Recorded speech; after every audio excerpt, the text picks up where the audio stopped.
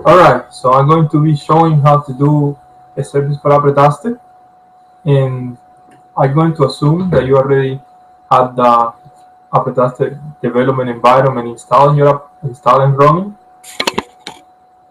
So if you download the zip file and you started your application using Vagrant up, you probably have a lot of these errors, but at the very end it will be executed, and now when you access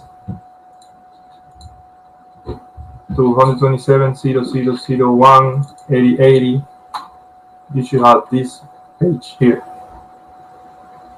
So what I'm going to do is I'm going to access to the site where the environment was installed, and I'm going to let me share my screen. So I'm going to access to the site when the application is installed, when the development environment is installed, and you're going to see the folder sandbox. Now inside the folder sandbox, you should see the whole sandbox of Apretaste. The one that we create right now is the folder services. It's going to have probably all the services that you develop for Apretaste, and we're going to build a new one. So I'm going to copy and paste this folder, which is the example folder, and what we're going to do, we're going to create a service that connects to these websites, which is like quotes, and download and create a new quote from the email. So I'm coming here, and I'm going to call the folder frase, which means quote in Spanish. And I'll have three files: the service.php file, which is the one that cares of your logic, the configuration file that tells how the service works, and an interface, a template. So I'm going to start by opening my configuration file.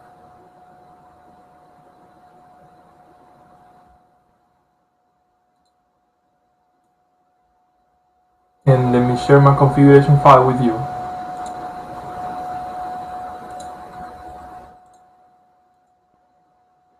This is how the configuration file looks like. So I'm going to, because I call my folder frase, I'm going to change everything where it says service name to frase.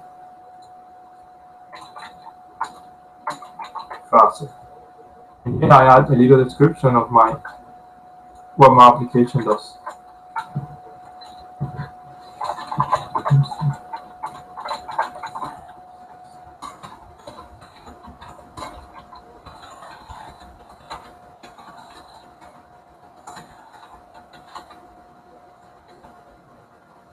I think here I had to type what is the type of application I'm building. In this case, I'll put also. I can get rid of this. This space is a little help of what the application will do and how to use it. So I only have to change this part with whatever result you're going to get from Apretaste.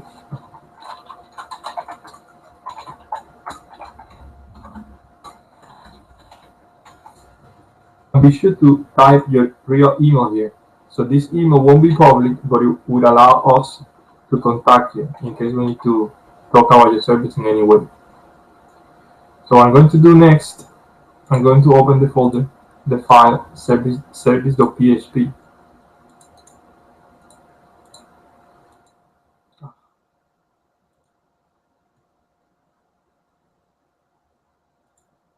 And let me show you what I'm doing. So I have now service.php. I'm gonna open it with Sublime. And because we're going to need it as well, I'm going to open the template with Sublime. And let me go back to Sublime.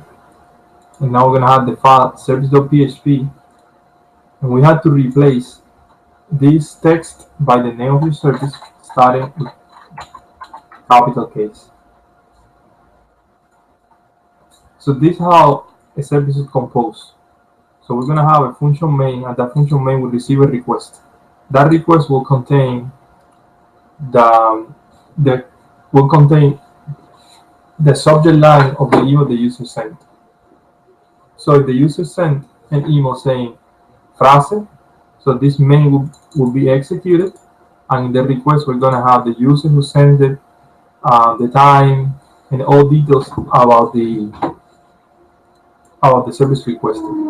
So if we go here to the sandbox, let me show what it is. If we go back to the sandbox, and instead of going to services, we go into classes, and I open the folder, the class, what is it? Request. So I'm going to open the class request with Sublime. So here is all the parameters you're going to be receiving in your request. So it's going to be the user email, the username in case he or she added it, subject line, the body. So subject line is whatever they send in the subject of the email, and the body is the body of the email. And the attachments is all the attachments, an array of objects that are the attachments of the email. And here the service is the name of the service that invoke. So in this case it will be frase and subservice. We're not going to use it now, but that will be if they do frase and they put another subservice inside next to it. So it will be here. And query is whatever is after the service. So they put frase followed by whatever text. So this text is the one we're going to receive in query. And in this case, we're not going to use it, but query is extremely useful to build applications like Wikipedia. When you have to type Wikipedia and then something to search for in Wikipedia, that's how you use query. So going back to service, so we receive the request, and what we're going to do, we connect to that page. We're going to get the information from that page, and then we're going to return a response. And the response basically is an object that will contain our HTML, everything that is necessary to create the HTML response that the user will get back. So the first thing I'm going to do, I'm going to basically show you the very basic example. In this case, by sending this response context with this template, and the template was the one that was inside the templates folder that I opened a few minutes ago, it will be enough to produce a result. So I'm going back to my sandbox folder, and I'm doing test service, and here I had to type whatever the subject would type in the subject, whatever the user would type in the subject line. So in this case it's frase, and test service, and that will give me the response. So in here you can see now that this is the text that will be sent to the template, and that is the exact text I was showing on the template. And this text has variable slots. So you have a variable called variable 1, and another one called variable 2, and another one called variable 3. And all those slots will be replaced by variables you will be sending. So those variables you're sending into an array that basically is a combination of variable name and variable value, variable name and variable value, and so on. And that array is being passed to the new response object you create. So in the response object, you're going to tell which is the template you're going to use, which has to be a valid template inside the templates folder. And then what is the array of values, what is the array of parameters and values you're going to be passing. So I first create my response, then I give a subject to my response, and this step is not mandatory, but it's recommended. So I'm going to call it idea, and then I'll be telling to go to my basic TPL and pass the array. So this won't change anything. What we want to do now is connecting to the site, getting a new phrase, getting a new quote, and passing it to the template by using one of these variables. So to connect to a website, we have a system called GUID, which basically allows you to browse the website, and I'm going to uncomment it here. Using web, basically you can crawl the website in the same way you'll be doing jQuery. So it's really powerful, and I have an example already set up. And the only thing that you have to do is connect to the client, it's uncommented, and you connect to the client, then create a new crawler. In here you have to put the address of the website you want to connect. And the website is this one. So I'm going to cut this out, and I'm going to paste it here.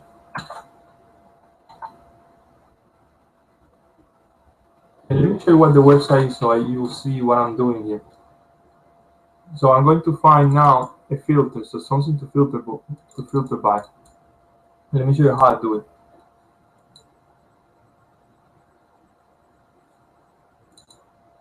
So this is the website. What I'm going to do, I copy the URL and paste it to connect to the URL. And now I'm going to use my inspector to search for an element. And I see here that we have a class called CPWCTA.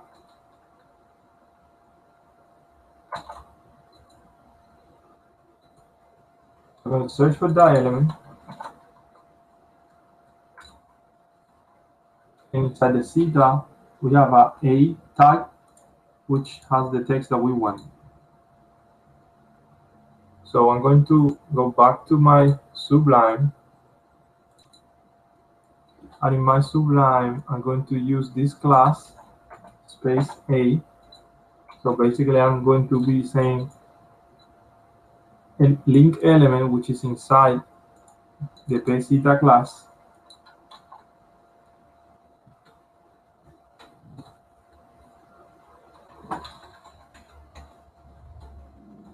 And I'm going to print out the result.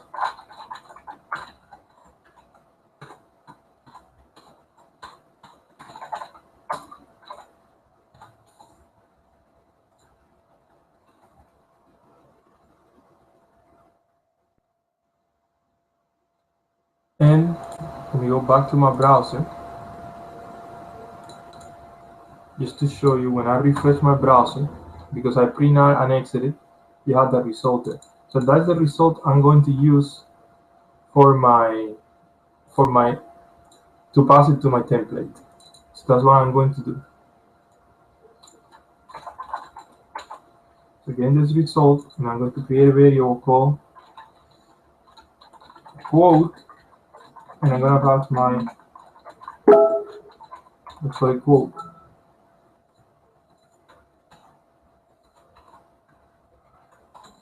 And then I also need the quote and the author. And I'm going to do the same for the author. I'm going to go to this website, and I'm going to find the author, and it says inside this class here, and it's called CPWDE, and it's another part and another A element. That's what I'm going to do. I'm going to jump to my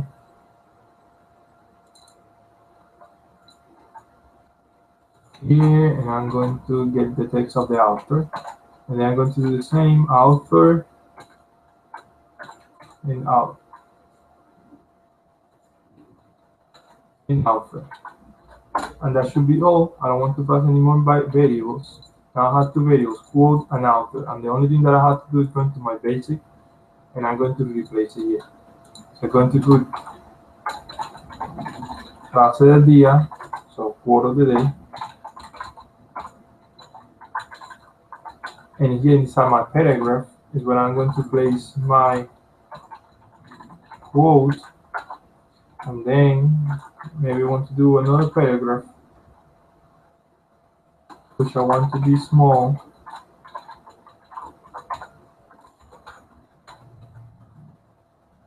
And I get rid of all this, and here I'm going to place my author.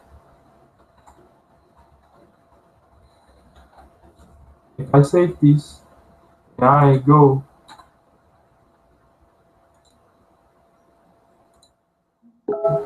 to the page and I refresh it, you're gonna see how this is now pulling the phrase of the quote of the day, straight from the internet, and we have done it in less than 10 minutes. Thank you for watching.